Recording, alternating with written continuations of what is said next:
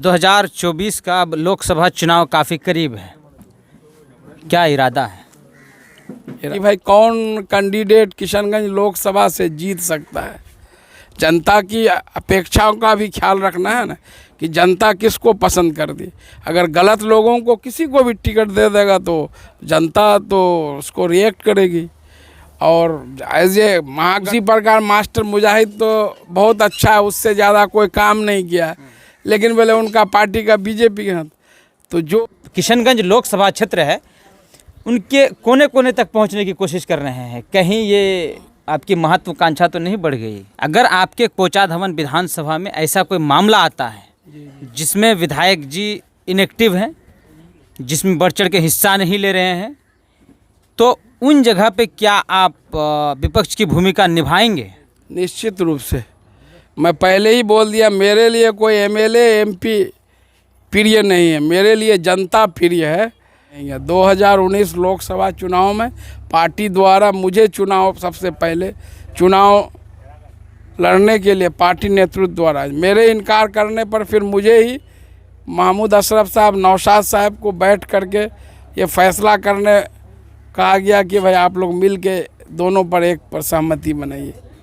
निश्चित रूप से मेरे लिए गठबंधन और सत्ता पावर एमपी एमएलए से ज़्यादा महत्व जो है यहाँ की जनता है, जो पीड़ित जनता है उनके लिए वो मेरे लिए प्रिय। इसी मैं हूँ अफरोज मासूम और आप देख रहे हैं सच्ची बात मीडिया। इस वक्त हमारे साथ हैं जदयू के प्रदेश उपाध्यक्ष और पूर्व विधायक, कोचाधामन से पूर्व विधायक मास्टर मुजाहिद साहब। लगातार जब 2020 के बिहार विधानसभा चुनाव हारने के बाद वे किसी एसी में नहीं बैठे और ना ही पटना पकड़ लिए ना ही घर पकड़े, बल्कि अब उनका जो क्षेत्र कोचाधामन विधानसभा क्षेत्र था वहां से निकल करके अब पूरे किशनगंज लोकसभा क्षेत्र में अपनी हाज़िरी लगाते हैं और चाहे छोटी या बड़ी जो भी मुद्दा हो वे वहां पहुंचने की कोशिश करते हैं, उसे सॉल्व करने की प्रयास करते हैं। इस वक्त हमारे साथ हैं, हम उनसे जानने की कोशिश करते हैं कि किशनगंज के हाल फिलहाल में कई एक मुद्दे अभी फ़िलहाल चल रहे हैं और चर्चाओं में हैं, उन्हीं सब चीज़ों को लेकर के हम जानते हैं। सबसे पहले तो आपका बहुत बहुत स्वागत है हमारे चैनल में। आपका भी बहुत बहुत स्वागत है, शुक्रिया है अफरोज मासूम साहब और आपकी पूरी टीम का। एक तो आप जब से 2020 लोग चुनाव हार जाने के बाद या चुनाव जीत जाने के बाद भी स्थान पकड़ लेते हैं, क्षेत्र में नहीं निकलते हैं। आप चुनाव हार गए और अब जो है लगातार जो किशनगंज लोकसभा क्षेत्र है उनके कोने कोने तक पहुंचने की कोशिश कर रहे हैं, कहीं ये आपकी महत्वाकांक्षा तो नहीं बढ़ गई?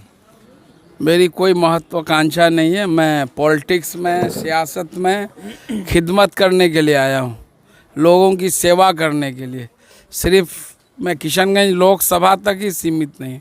पिछले दिनों आप देखे होंगे कटिहार में जो है माहे नूर का मामला हुआ, मैं उनके घर तक पहुँचा, अपने ओर से जितनी मदद हुई। एसपी जो है कटिहार एसपी से बात किए, जाके मिल करके बात किए, आईजी पूर्णिया से बात किए, मुख्यमंत्री तक बात पहुंचवाए। उसी तरह आपको जो है हाजीपुर में जो मामला हुआ पिछले बार, वहाँ भी गए। जहाँ भी मुझे सूचना मिलती है मैं जाता हूँ और कोशिश करता हूँ कि मेरे तरफ से अगर कुछ पीड़ित को मदद मिल जाए, बस यही उद्देश्य के लिए मैं। काशीवाड़ी करबला का मामला है, वहाँ क्या लग रहा है? आपकी सरकार है और यहाँ विपक्ष में ऐसा कुछ खास करके किशनगंज में कोई है नहीं। जो लोग विपक्ष में थे अब सब लोग एक साथ हो गए हैं, मतलब देसी भाषा में कहते हैं ना कि अपना सब मिला लिए हैं वो, तो अब तो सब मिल गए हैं। तो लगता है कि आप कहीं किसी मुद्दे को लेकर के जो लोग सत्ता पक्ष में बैठे हैं या जनप्रतिनिधि हैं, विधायक हैं, यहाँ के पावर उन्हीं के हाथ में है, लेकिन आप गठबंधन में हैं वो अलग बात है। तो क्या लगता है कि आप क्षेत्रीय मुद्दों को लेकर के उनके सामने में सवाल रख पाएंगे? निश्चित रूप से मेरे लिए गठबंधन और सत्ता पावर एमपी एमएलए से ज़्यादा महत्व जो है यहाँ की जनता है, जो पीड़ित जनता है उनके लिए वो मेरे लिए प्रिय। इसीलिए जब करबला शीशाबाड़ी का मामला हुआ, जहाँ 9 अगस्त को जो घटना हुई, 1 एकड़ 76 डिसमिल 2 कड़ी ज़मीन जो करबला के नाम से सर्वे है, 8 एकड़ ज़मीन है, उसमें से कुछ ज़मीन बंदोबस्त है। तो जो स्थानीय प्रशासन की लापरवाही थी, जब मालूम है कि पूरे परमंडल में सबसे बड़ा अखाड़ा 20-25 हज़ार लोग लाठी डंडा लेके अखाड़े में निकलते हैं मुहर्रम में, तो प्रशासनिक तैयारी जो रास्ता था कीचड़ में था, आज भी वहाँ कीचड़ है, और वहाँ कांच किसी अखाड़ा वाले के 1-2 आदमी के पैर में चुभ गया, वहाँ से लोग उग्र हुए और जो अगल बगल में जो अतिक्रमण था उसको जो है तोड़ने लगे। पुलिस द्वारा बल प्रयोग करने पर ये जो है और उग्र हो गए और पुलिस और अखाड़े के बीच झड़प हुई, जिसमें बहुत सारे लोग जो अनुमंडल पुलिस पदाधिकारी 82 सहित लोग जख्मी हुए। इस संबंध में प्रशासन द्वारा रोहतक थाना कांड संख्या 111 2022, जिसमें 99 लोग बाई नेम्ड हैं और 4900 अन्य पर FIR दर्ज हुआ। मैं खुद घटना के बाद 2 दिन 3 दिन सारे गांव में गया, पूरा दहशत का माहौल था और सारे लोग घरों को छोड़ के 3-5 लोग अपने अपने रिश्तेदार में बांस के झाड़ में सो रहे थे। पूरी घटना की जानकारी ली और इस संबंध में 18 अगस्त को माननीय मुख्यमंत्री से मिल कर के सारी बात बताया और मुख्यमंत्री ने उसी वक्त DGP साहब को से बात करके उनको निर्देश दिया कि इस मामले को बेहतर से हर एंगल से जांच किए। अच्छा, अब एक और मामला आपके किशनगंज में अभी कल से तूल पकड़ा हुआ है कि एक महिला जिन्होंने बयान दिया कि मेरे साथ शादी किया और मुझे जो है चंडीगढ़ ले जाया गया, उसके बाद जो है देह व्यापार के काम में धकेल दिया और लगभग अमूमन एक आइडिया के अनुसार 300 से 400 लड़कियों को ले जाया गया किशनगंज से इसी तरह से। ये बहुत ही गलत बात है और ये इसकी जितनी भी कड़ी सज़ा हो वो कम है। निश्चित रूप से इससे पहले भी इस तरह के मामले आए हैं और मेरी जानकारी में जो बहुत सारे मामले आए, लेकिन बाद में क्या होता है, जो पार्टी है पीड़ित पक्ष वो जो है किसी के दबाव में आके फिर जो केस विड्रॉ कर लेता है और जो लड़ते हैं तो उसमें अभी एक मामले में जो मैं जानता हूँ कि उसमें अभी लड़का लड़कियों को लेकर के चंडीगढ़ में बेचता था, 15 साल से भी जेल में बंद है। और इस तरह की घटना मुझे भी जानकारी मिली, मैंने भी प्रशासन के लोगों से कल बात की है कि अगर पीड़ित पक्ष लिख करके अगर देती तो उस पर कड़ी से कड़ी कार्रवाई होगी, चाहे उसके पीछे जो भी लोग हों। अच्छा, एक 2024 का लोकसभा चुनाव काफ़ी करीब है, क्या इरादा है? इरादा क्या है, मैं JDU में पहले भी था, आज भी हूँ और आगे भी हूँ और JDU के प्रदेश उपाध्यक्ष होने के नाते हम लोगों की पूरी तैयारी है। किशनगंज लोकसभा में पूरी तैयारी है क्योंकि पिछले लोकसभा 2019 में सिर्फ किशनगंज सीट जो है हम लोग लूज़ कर गए थे। JDU 17 सीट पर लड़ी थी, सिर्फ किशनगंज। तभी से हम लोगों ने संकल्प लिया है कि इस बार हर हाल में JDU की सीट जीतनी है। तो एज ए पार्टी पदाधिकारी होने के नाते मैं पूरे बिहार सहित किशनगंज लोकसभा में जगह जगह जा कर के जो हम लोग ये करते हैं। अब तो 2024 में महागठबंधन है। चलिए, जो जनता की मांग थी, पहले जो है हम लोग NDA में थे, 2020 में लोग ये कहने लगे कि भाई नीतीश कुमार तो बहुत अच्छा है, उससे अच्छा कोई CM नहीं है, लेकिन BJP के साथ है। उसी प्रकार मास्टर मुजाहिद तो बहुत अच्छा है, उससे ज़्यादा कोई काम नहीं किया है, लेकिन बोले उनका पार्टी का BJP के साथ। तो जो जनता का जो संदेह शंका या जो शिकायत थी उसको तो नीतीश कुमार ने दूर कर दिया है। तो आने वाले दिनों में जो है गठबंधन के लोग तय करेंगे कि भाई कौन कैंडिडेट किशनगंज लोकसभा से जीत सकता है। जनता की अपेक्षाओं का भी ख्याल रखना है ना कि जनता किसको पसंद कर दी। अगर गलत लोगों को किसी को भी टिकट दे देगा तो जनता तो उसको रिएक्ट करेगी। और एज ए महागठबंधन के अगर जिसको भी टिकट देंगे हम लोग मानेंगे, लेकिन जनता के हितों का, जनता की बात को सुनी जानी चाहिए, सुनी जाएगी निश्चित रूप से। और बहुत जगह होता है, लोग बोलते हैं, तो हम लोग काम करते हैं, नतीजे की चिंता नहीं करते हैं कि एमएलए बनना है, एमपी बनना है। बहुत सारे लोग बोलते हैं भाई, जैसे 2010 से 15 जाकिर साहब हम लोगों के साथ अररिया से जेडीयू से एमएलए थे। 2015 में वो सीट तो सिटिंग एमएलए थे, चले गया कांग्रेस को आबिदुर रहमान साहब।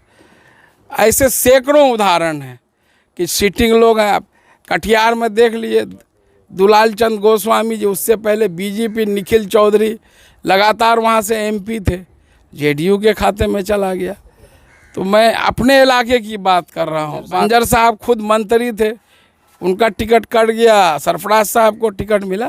ये तो पार्टी नेतृत्व तय करेगी, और जो भी तय करेगी हम लोग जानते हैं कि सही करेगी। और जेडीयू पार्टी में हम लोग जानते हैं कि नीतीश कुमार, और ये हमारी पार्टी में कोई पैसे से टिकट नहीं खरीद सकता है। जनता की जो आवाज़ होगी, सर्वे होगा, उसी को टिकट मिलेगा। अच्छा, दूसरी जगह मतलब पैसों से टिकट खरीदा जा सकता है? तो आप देख ही रहे हैं, मैं किन किन का नाम लूँ, बताइए। बहुत जगह है, बहुत जगह है, आप भी खुद जान रहे हैं। कई पार्टियां हैं जो इसीलिए बदनाम है कि वहाँ पैसे से जो जेन्युइन जो पार्टी के कार्यकर्ता हैं उनको टिकट नहीं दिया जाता है। हमारी पार्टी में हमारे नेता नीतीश कुमार टिकट, अगर पार्टी इस पर टिकट नहीं होता तो हम तो एक टीचर थे, तो मुझे कैसे टिकट मिलता है। तस्लीम साहब ने मेरा नाम प्रस्ताव दिया, लेकिन उस पर भी सर्वे हुआ मेरा पर, और जनता के बीच से आवाज़ गई कि इनको टिकट मिलने से ये जीत सकते हैं, तो मुझे टिकट मिला। क्या लगता है आपको कि इस बार जो मंत्रिमंडल का गठन हुआ, तो किशनगंज जिले की छोड़ दें, किशनगंज लोकसभा क्षेत्र से जो 6 विधायक हैं, एक को छोड़ के बाकी महागठबंधन का हिस्सा है, लेकिन किसी को भी मंत्रिमंडल में जगह नहीं मिली। और अगर आपको लगता है कि एक भी सीट अगर जदयू के खाते में अब तक अभी रहता तो शायद मंत्रिमंडल का हिस्सा रहते किशनगंज वाले?